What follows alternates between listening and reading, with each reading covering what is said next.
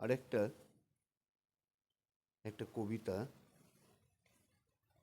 কবি বীরেন্দ্র চট্টোপাধ্যায়ের, জন্মভূমি আজ। একবার মাটির দিকে তাকাও, একবার মানুষের দিকে।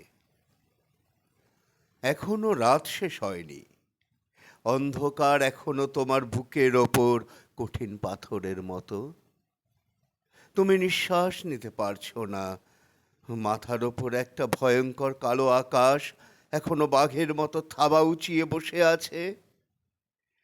তুমি যেভাবে পারো এই পাথরটাকে সরিয়ে দাও, আর আকাশের ভয়ঙ্করকে শান্ত গলায় এই কথাটা জানিয়ে দাও, তুমি ভয় পাওনি। মাটি তো আগুনের মতো হবেই যদি তুমি ফসল ফলাতে না জানো, যদি তুমি বৃষ্টি আনার মন্ত্র ভুলে যাও। তোমার স্বদেশ তাহলে মরুভূমি।